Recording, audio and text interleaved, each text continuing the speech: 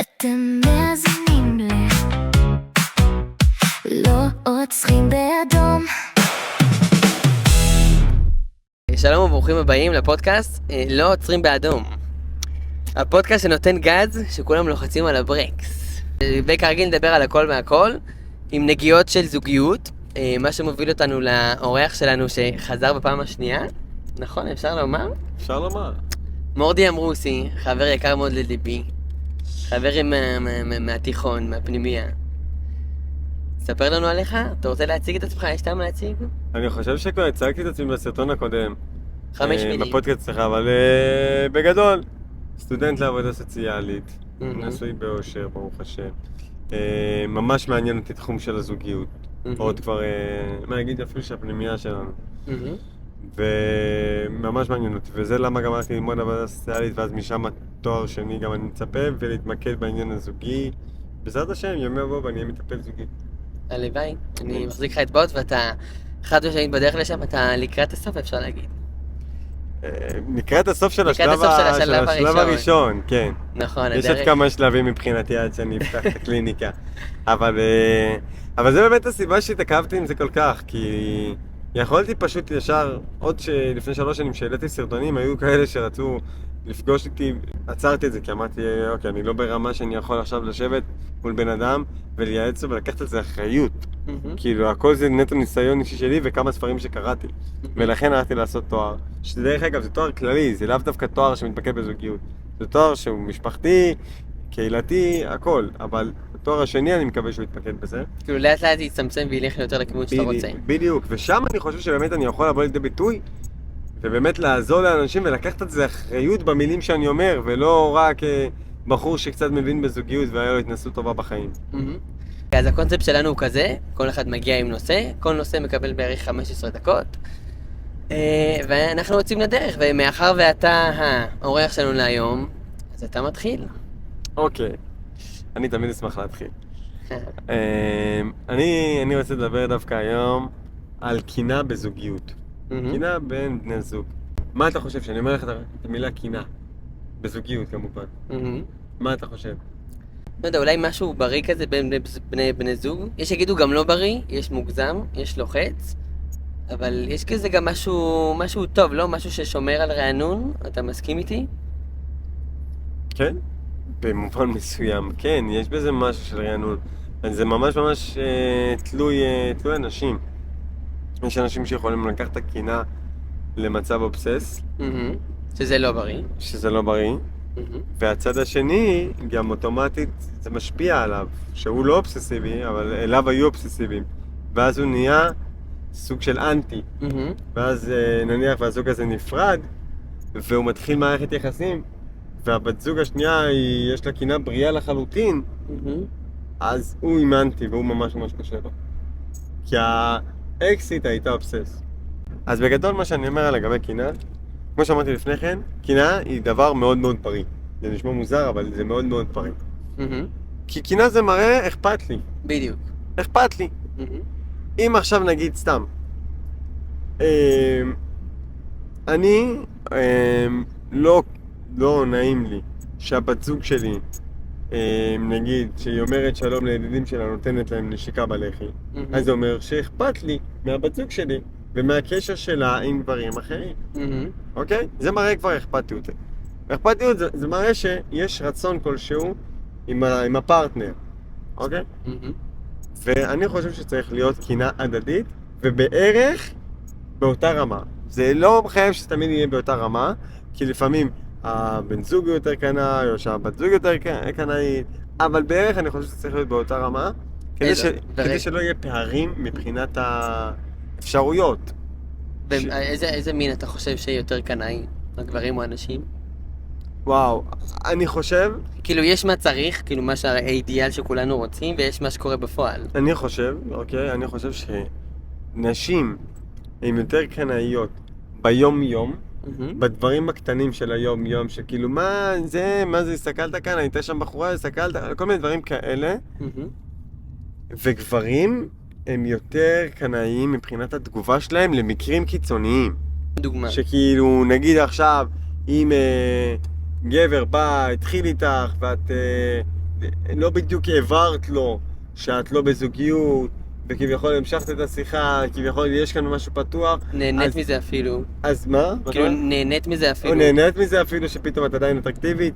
אז גבר יכול להיות הרבה יותר קשוח בתגובה שלו, ופחות פרופורציונלי ויותר מתלהם ויותר קשה לו מאשר הבחורה. הבחורה, אני חושב שזה יותר בא לידי ביטוי עם הקנאות שלה ביום יום. שוב, אני מאוד מאוד מכליל כאן, ואני לא מתכוון לכולם.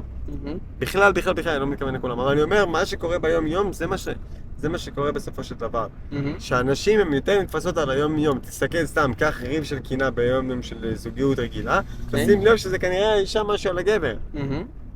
אם לדוגמה עכשיו יש זוג, נגיד הבחורה מרגישה שהגבר שלה לא מקנא לה, והיא לא יכולה לבקש ממנו, אני רוצה שתקנא לי.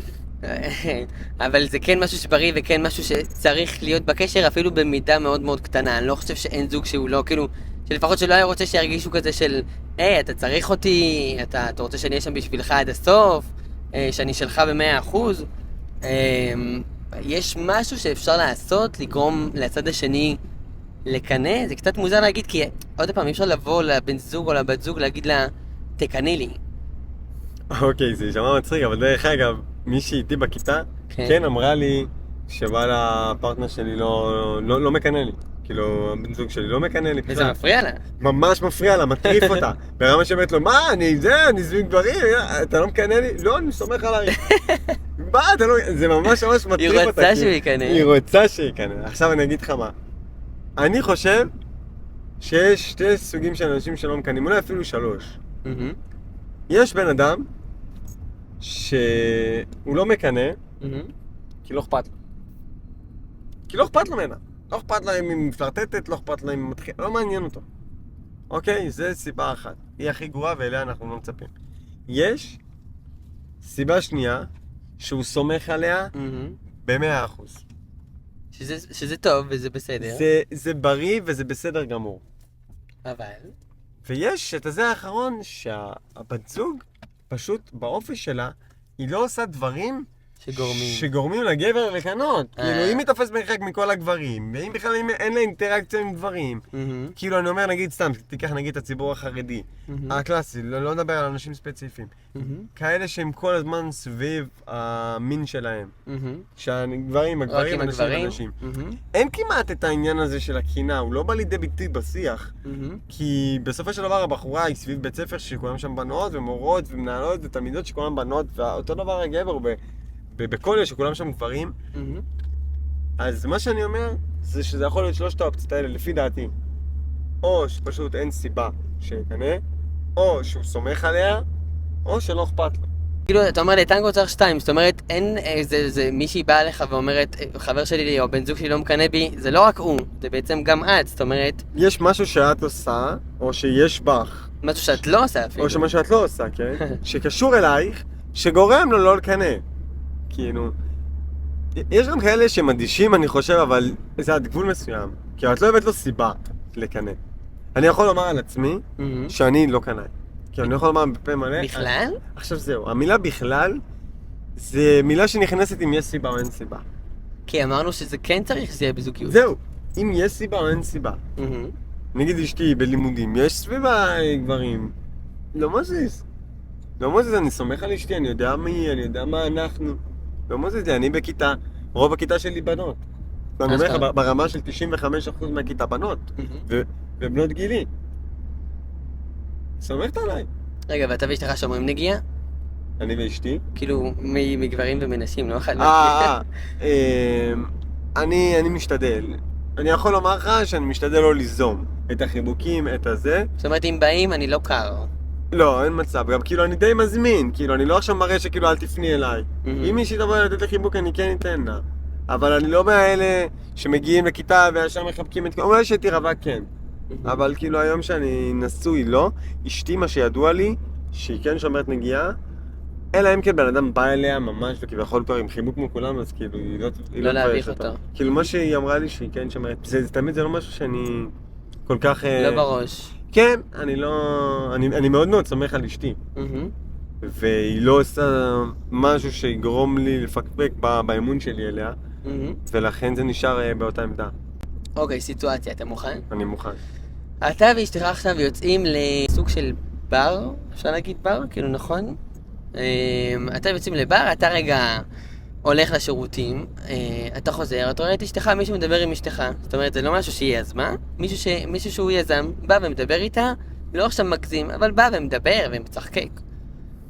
תרגיש את הקינה או לא תרגיש את הקינה? כי אמרת שאתה, לפי מה שאמרת זה נשמע שאתה לא כל כך מקנא. אני חושב שבאינסטינקט הטבעי שלי, הראשוני, אני אגיד מי זה. כאילו מי זה ולמה הוא יושב כאילו זאת אומרת, לא חייב לידה ומצחקק וזה, אבל אני לא אבוא באיזה דמות מאיימת, שכאילו מי זה הבן אדם הזה, זה, אני אגיד, מה קורה, נעים להכיר, ואני אשב, ואז אני אבין מי זה הבן אדם. יכול להיות שזה בכלל חבר מהמכללה שלה, שהם פשוט נפגשו עכשיו. יכול להיות שזה מישהו שהוא בכה עכשיו על חברה שלו בבר ואשתי באה ונחמה אותו. כאילו, אני חושב שלבוא בגישה ישר, יכול להיות שזה יהיה המחשבות שכאילו מי זה האחרי בסרט הזה שבא ומפלטט עם אשתי. יכול להיות שזה יהיה המחשבות שלי בראש, אבל זה לא יבוא לידי ביטוי, בדיבור ובשיח ובהרגשה שמסביבי. בכלל לא. זאת אומרת, כן לשמור על פאסון. לגמרי. אבל כן תרגיש גם קינה עוד לפני שתגיע? אבל בשום עניין בקינה, זה לא יבוא לידי ביטוי כלפי אשתי, שכביכול מה היא עשתה כאן, או אני לא חושב שאלה יהיה חלק, כאילו יהיה לי טענות אולי כלפיו, כאילו מה נסגר אחי, אתה לא רואה את הבחורה עם מטפחת, או עם סרט, כאילו אתה לא קולט שהבחורה נשואה, אבל בשום כיוון זה לא יהיה כלפיה. אלא אם כן לאחר מכן אני אגיע בשיח ואני אבין שזה לשם הוא מכוון והיא הבינה למה הוא מכוון ובכל זאת לא העבירה שזה לא מתאים. אוקיי, עכשיו הנושא שלי. יאללה, הנושא שלך מעניין. הנושא שלי הוא גם קינה, אבל לא קינה בין בני זוג. קודם כל בוא ננסה להבין מה ההבדל בין קינה של בני זוג לבין קנאה. אני חושב שזה די יושב על אותו הדבר. וואו, אני לא חושב את האמת. אתה חולק? בסופו של דבר זה יש למישהו משהו ואני רוצה, או יש למישהו משהו כן, אבל זה לא... בדיוק, אבל בזוגיות זה לא יש למישהו משהו ואני רוצה. יש לי אשתי סיטואציה שכאילו, רגע, למה... שמה שאתה רוצה? לא, כן, אתה רוצה אותה שלך. אותה, אבל היא שלך. זה בדיוק העניין, קנאי, אני אגיד לך משהו.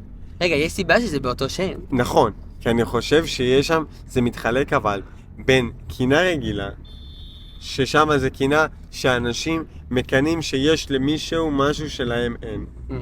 ויש קינה למישהו שהם רוצים את המישהו רק אליהם. אתה מבין מה אני מדבר? אבל זה די יושב על אותו הדבר, לא? תביא דוגמה למישהו שמקנה ביום יום. מישהו שמקנה ביום יום? כן, איך זה בא לידי ביטוי? אני רואה מישהו בגיל שלי, בן 23 לדוגמה, נוסע ברכב, טסלה, מודל Y, רכב החלומות, ואני אומר כאילו, רגע, אנחנו באותו גיל, סיימנו צבא, כאילו, מתי הספקת, איך הספקת, מה עשית שאני לא?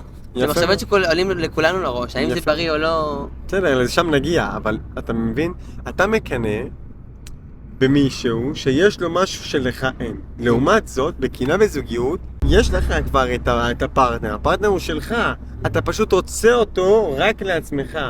אתה מבין, זה שונה. בקינה בחיים, זה משהו שיש למישהו אחר שאותו אתה רוצה אליך. נו, אתה אומר את אותו הדבר? לא, שים לב לדקויות שוב.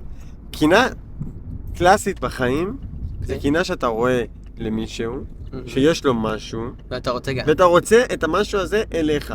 לעומת זאת, קינה בזוגיות, יש לך כבר את המישהו, זה לא של מישהו אחר. הבת זוג היא שלי כבר, היא שלי. אני פשוט רוצה אותה רק שלי. הבנתי אותך. אתה מבין? זה שונה. אני מבין שזה כן, זה חד משמעית על אותו המילה, אבל זה קונטקסט אחר לחלוטין, אני חושב, כי זה משתנה. אבל עוד הפעם, יש סיבה שזה קוראים לזה באותו השם. נכון, כי בשניהם זה קינה, אבל שם זה קינה שונה. למה זה קינה שונה? כי כאן זה משהו שהוא לא שלי והוא של מישהו אחר ואני רוצה אותו אליי, וכאן זה קינה שהיא כבר שלי ואני רוצה אותה אבסולוטית כולה אליי. יש לך טיפ איך להתמודד עם קנאה של יום-יום? זאת אומרת, כמו הדוגמה שאני נתתי, שהיא דוגמה, מה שנתתי זה דוגמה עכשיו באמת אמיתית שלי. כל יום אני קם ואני עובר כזה ליד חניון, ואני רואה מלא רכבים, אני רואה טסלה, באמת איזה 3-4 רכבי טסלה, ואני אומר, וואו, איך בא לי רכב טסלה? וזה בסדר גמור, כאילו, האם זה לא בריא או לא בריא? לא יודע, אולי זה משהו אולי זה שאני רואה את הטסלה זה מעניין אותי לעבוד יותר קשה על הרשתות החברתיות, על לכתוב דברים, לעבוד יותר קשה, יותר שעות, אולי זה מה שגורם לי, אולי מבחינה הזאת זה בריא. לא יודע, יש לך גם איזה משהו שעובר לך בראש, זו דוגמה שאתה רוצה לתת? אז קודם כל אני אשתמש בדוגמה שלך. נגיד רכב עכשיו יקר שאין לי כרגע את היכולת להביא את הרכב הזה. אז מה שאני אומר לעצמי זה שני דברים. קודם כל, יש הרבה חבר'ה בגיל שלי שאין להם בכלל רכב. אין להם רכב. הם על אוטובוס, יש לי בכלל חבר שאין לו בכלל רישיון. והוא יותר גדול ממני. כאילו אני אומר, קודם כל, אתה במקום טוב. יש לך רכב שמסיע אותך במקום במקום, הרכב הזה הוא לא גרוטה, הוא לא נתקע לך כל כמה מטרים. זה אחלה רכב, וקודם כל אתה במקום טוב. אז נכון שיש יותר, אבל גם יש הרבה פחות. דבר שני, אני אומר לעצמי, כמו שאמרת לפני כן, אתה רוצה את הרכב הזה? קדימה, תשיג אותו. תעבוד קשה. כאילו, אני לא בעד שיש חלומות גדולים מדי. שזה חלום שאני לא אגיע אליו, אני לא נולדתי לחיים. מה פתאום? אני נגד הגישה הבינונית, התבוסתנית, שכביכול, יאללה, זה החיים שלי, בוא נלך ונעשה... לא! זה תומן את הראש בחול. לא, בכלל, אני גם לא בעד שכאלה אנשים ייקחו חלומות של אנשים אחרים ויגידו, אוקיי, יש לו חלום להביא טסלה לדוגמה, אז גם אני, החלום שלי לקחת טסלה, ואז זה חלום גדול מדי. לא, אני חושב שאם יש לך חלום להביא את הטסלה, מודל Y, אין לי מושג מי שאמרת, אתה תשיג את זה, כי אם אתה באמת מוכן להשקיע את כל מה שמוכן, את כל מה שצריך, את כל מה שצריך בשביל להשיג את זה. אני אגיד לך טיפ שאני מתמודד איתו. כן, מעניין אותי לשמוע טיפ שלך. אז את האמת עוד פעם, שאני רואה נגיד, לא דווקא רכב, זה יכול להיות הכל, אני רואה נגיד בחורים צעירים כבר עם בית. אני אומר לעצמי, וואו, כאילו, איזה כיף להם, הראש כבר יותר שקט. אז אני אומר לעצמי שתי דברים. קודם כל, זה לא תחרות. לא כולנו עברנו את אותו מסלול בחיים, לטוב ולרע. לא כולנו עם אותם מטרות, כאילו, אתה לא יכול להשוות את עצמך. עוד פעם, כמו שאתה אומר, לי יש רכב שהוא הרבה יותר פשוט מטסלה, אבל יש מישהו שאין לו אפילו את הרכב הזה, יש משפחה עם ילדים, נוסעים באוטובוסים, אז זאת אומרת שיכול להיות שהם מקנים בעצמך, הם מקנים בי כאילו. אז זה הדבר הראשון שאני אומר לעצמי. הדבר השני, מה היה הדבר השני? שכחתי. אוקיי, בינתיים תזכר, אני אגיד לך בדיוק דוגמה ממש מדהימה בדיוק לנושא הזה שאתה אומר. אפשר לחזור חזרה לכביש, ואתה יכול לראות בכביש רכב אחד למבורגיני, כן? עומד ברמזור ולידו עומד טויוטה קורולה 2010, סבבה? ההבדלים של... לא נדבר על מאות אלפי שקלים, סבבה? ואתה אוטומטית במחשבה שאתה אומר, וואי, איזה כיף לא עם הלמבורגיני, איזה בסה לא עם הטויוטה. נכון. אבל יכול להיות שבתוך האוטו, ההוא עם הלמבורגיני הודיעו לו כרגע שאמא שלו נפטרה והוא בדרך לבית חולים, וההוא עם הטויוטה קורולה, הוא בכלל עכשיו בדרך להציע לאהבת חייו נישואים. זאת אומרת, יכול להיות שבן כאילו, אדם הזה... כל אחד יש לו את המסלולים שלו, זה לא משנה מה הסביב שלך, אם הסביב שלך זה למבורגיני, כל אחד יש לו את המסלול שלו, כל אחד יש לו את הנתיב שלו בסופו של דבר. לכל אחד יש לו את המסלול שלו ואת הדרך שלו, וברגע שאנחנו נהיה עסוקים ולהסתכל על המסלולים של אנשים אחרים, אנחנו פתאום נגיע למקום שאנחנו לא רצינו. כי אנחנו נראה את הלמבורגיני הזאת נוסעת, ואז הוא יגיד, אני גם רוצה את הלמבורגיני, הוא ייסע, יגיע לבית חולים. אוי ואבוי, נכון, זה נקודה. זה לא המסלול שלך, זה המסלול שלו. עכשיו מה שאמרת את זה כן מזכיר לי פתאום את מה שלי נשכח. הרי יש את המשפט הזה, אני לא יודע אם הוא כתוב בתורה או משהו, אני יודע שבן אדם יש לו מנה, רוצה 200. זאת אומרת, תאמין לי שגם הבני אדם הכי מיליונרים בעולם, גם להם יש את הקשיים שלהם, וגם הם יכולים להיות טיפה אומללים, וגם להם הם יכולים להסתכל על מישהו אחר ולהגיד, וואו, בא לי משפחה, יכול להיות שיש בן אדם שיש לו כסף, אבל אין לו אפשרות להביא ילדים, אז הוא יכול להיות הרבה יותר אומלל ממישהו שכן יש לו ילדים ומרוויח 5,000 שקל בחודש. אז זה גם מה שאני אומר לעצמי, זאת אומרת, כאילו, יש לך עכשיו דברים שמשרתים אותך, יש לך חיים, יש לך בית, יש לך משפחה, יש לך טלפון, יש לך אוטו, יש לך חברים, תגיד על זה תודה, תנפח את זה, ותישען על זה. סבבה, אם תתקדם בחיים ותצליח לעשות יותר ולהביא יותר, זה מדהים. אבל לא שתחשוב שברגע שיהיה לך טסלה או ברגע שיהיה לך וילה, אז תהיה מאושר. לא, תהיה מאושר עכשיו, שיהיה לך טסלה ווילה, תהיה גם מאושר. וזהו בגדול. אתה יודע, מה שאמרת עכשיו, אילון מאסק לפני חודשיים, דרך אגב, אילון מאסק הוא כרגע הבן אדם הכי עשיר בעולם. וואו.